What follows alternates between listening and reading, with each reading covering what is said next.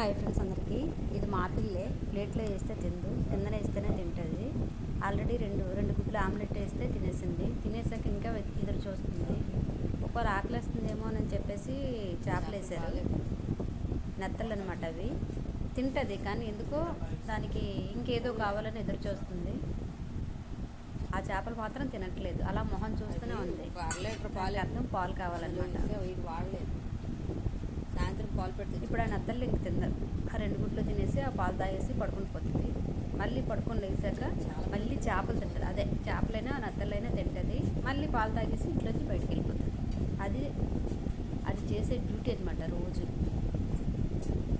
ఇంట్లో మాత్రం ఉండదు, తినడానికి మాత్రమే వస్తుంది. వేసేంత వరకు ఓపికగా ఉంటుంది. వేసిన తర్వాత తినేసి పడుకొని వెళ్ళిపోతుంది.